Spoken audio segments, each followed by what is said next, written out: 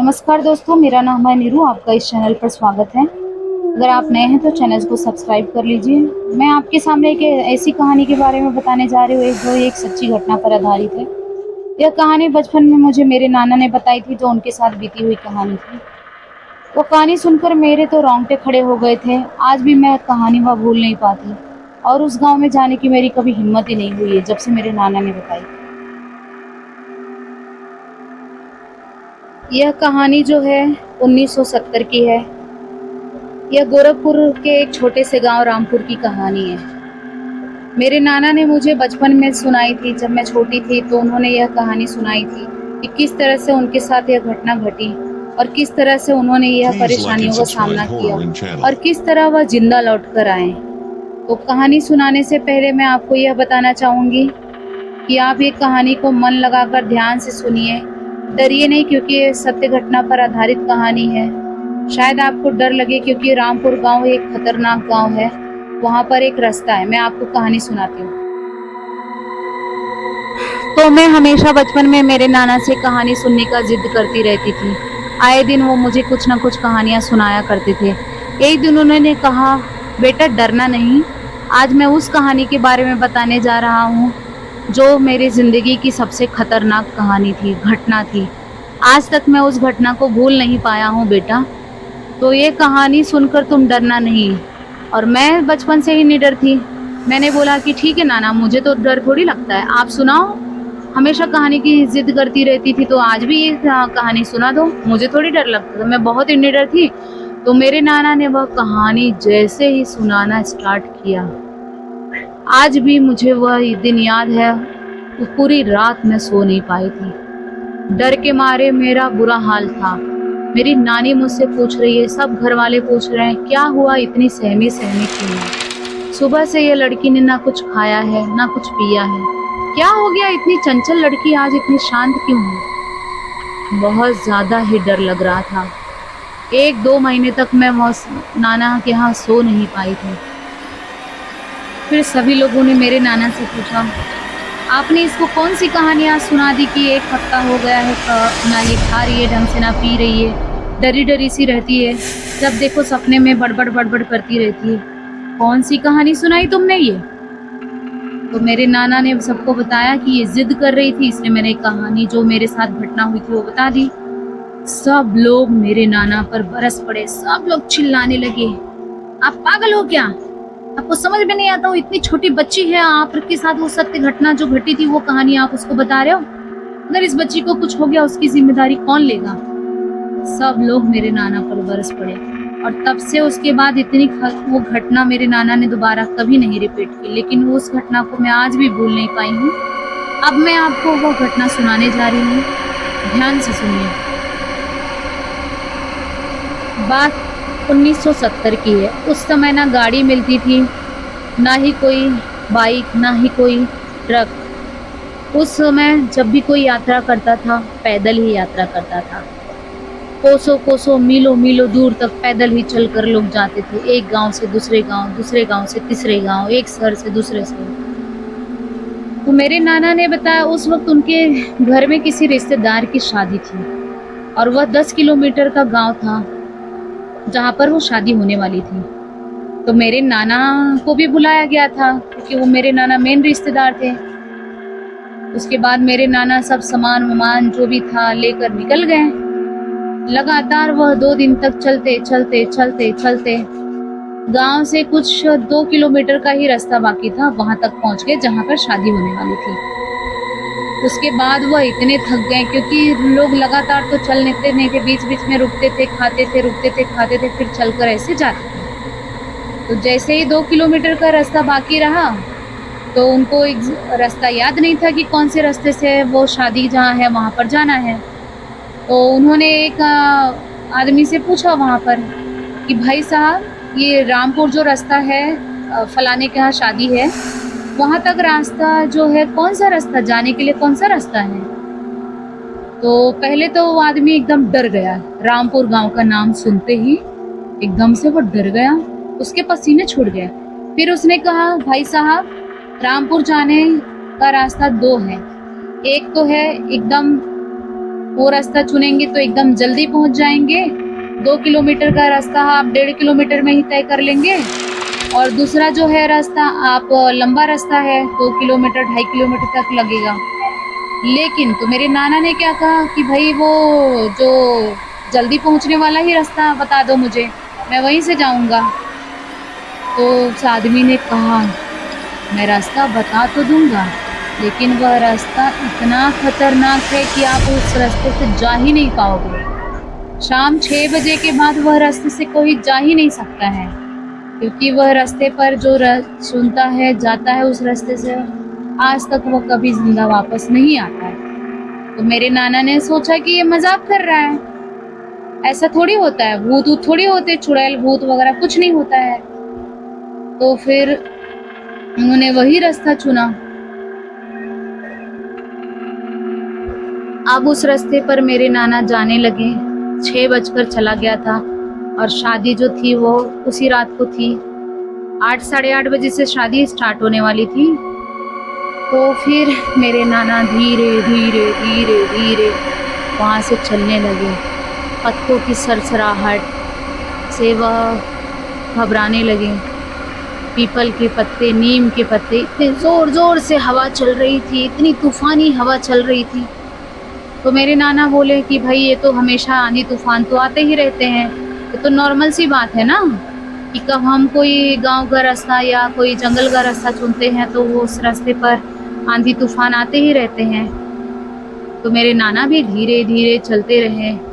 चलते चलते चलते चलते आधे रास्ते तक वो पहुँच गए।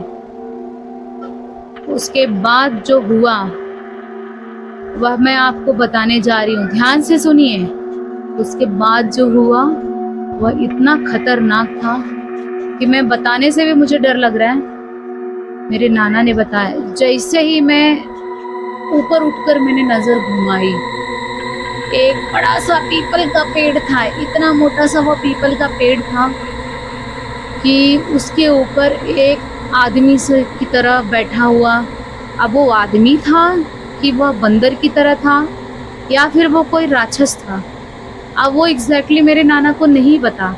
लेकिन नाना बता रहे थे, अभी मैं बता तो रही हूँ आपको, लेकिन मेरे रोंगटे खड़े हो जा रहे हैं, क्योंकि मैंने आपसे कहा कि जब से वो कहानी, वो हादसा मुझे नाना ने मुझे बताया, तब से मेरे रोंगटे जब भी बताती हूँ वो खड़े हो जाते हैं। मेरे नाना ने बताया कि उस पेड़ पर एक बड़ा सा एकदम जंगली आदि मानव की तरह बैठा हुआ, ना वह आदि मानव था, ना वह बंदर था, ना वह चुड़ैल था, क्या भूत क्या था आज तक नहीं पता चला। लेकिन उसके बड़े बड़े दांत थे, दांत इतने चमक रहे थे कि मेरे नाना को ऐसे लग रहा था कि वही बेहोश हो जाएंगे। लेकिन मेरे नाना ठहरे पूजा पाठ करने वाले आदमी, कि वह हनुमान चालीसा उन्होंने पढ़ना स्टार्ट किया। जय हनुमान ज्ञान गुण सागर, जय कपीस तिहुँ लोक उजागर। हनुमान चालीसा उन्होंने पढ़ना स्टार्ट किया, और उनके कदम वहां से आगे नहीं बढ़ रहे थे, इतनी तेजी से वह देख रहा था। एकदम चमकीली आंखें, एकदम लाल लाल चमकीली आंखें, बड़े बड़े दांत। उसको देखकर मेरे नाना यही सोच रहे थे कि मैंने ये रास्ता क्यों चुना, लंबा रास्ता मैं वही चुन लेता, कम से कम जिंदा तो रहता। इस रास्ते को चुनकर मैंने कोई गलती तो नहीं कर दी। इतना मेरे नाना घबराने लगे। पर फिर भी मेरे नाना ने हिम्मत किया, उन्होंने अपना हनुमान चालीसा पढ़ना जारी रखा। इससे थोड़ी सी उनको हिम्मत आई, और ऊपर देखना उन्होंने बंद किया, जहाँ पर वो राक्षस की तरह दिखने वाला चमकीली आंखों वाला बड़े बड़े दांत वाला आदमी था, या राक्षस भूत था, या उनका कोई वहम था। वहां पर बिना देखे उन्होंने हनुमान चालीसा पढ़कर तेजी से कदम बढ़ाना चालू किया। कदम तो बढ़ नहीं रहे थे, लेकिन उन्होंने अपने शरीर पर कंट्रोल किया और तेजी से भागने दौड़ने लगे। इतने भाग दौड़ कर हनुमान चालीसा पढ़कर इतनी तेजी से आगे आए, चलते चलते चलते चलते चलते चलते चलते रामपुर गांव के किनारे तक पहुंचे। और जैसे ही उन्होंने वहां पर रामपुर गांव में कदम रखा, वहां पर उनको एक आदमी मिला। वो आदमी पूछने लगा, अरे भाई शुक्ला जी, आप कहाँ से आ रहे हैं? अब शुक्ला जी के मुंह में तो जबान में से एक लफ्ज नहीं निकल रहे थे, इतने डरे हुए थे। मैं बताऊं तो बताऊं क्या, क्या कहूं कि मैं उस रास्ते से आ रहा था। आखिर में हिम्मत करके उन्होंने उस आदमी को बताया, भाई साहब मैं ये शादी में जा रहा हूँ तो मैं इस रास्ते से शॉर्टकट से आया। आप सही सलामत तो हैं ना, उस आदमी ने पूछा, क्योंकि उस रास्ते से आने वाला कोई भी आदमी आज तक बचा नहीं है। सब लापता हुए हैं, किसी का भी पता नहीं है, चाहे यहाँ से जाओ चाहे वहाँ से कोई आए, कोई भी जिंदा लौट कर आया नहीं है। आप भाग्यशाली हो कि आप जिंदा लौटकर वहाँ से आ गए। फिर मेरे नाना ने चैन की सांस ली कि क्या मैं जिंदा हूँ? शुक्र है भगवान का मेरी जान बच गई, शुक्र है।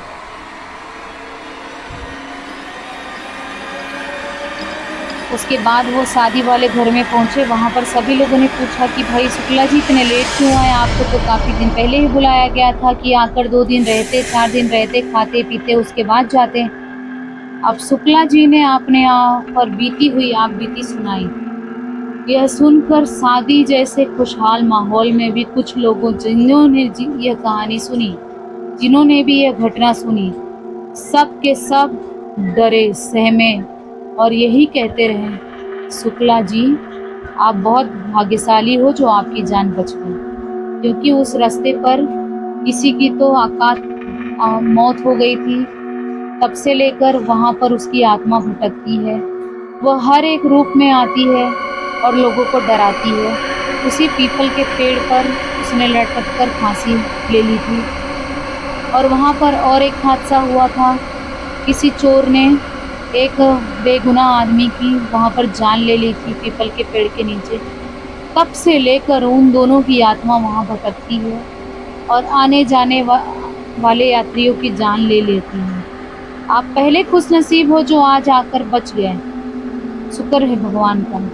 मेरे नाना ने गहरी सांस ली और उसके बाद मेरे नाना ने कान पकड़ लिया कि आज के बाद मैं कोई भी सरल रास्ता नहीं अपनाऊंगा जिससे किसी को हानि पहुंचे या मेरी जान को हानि पहुंचे।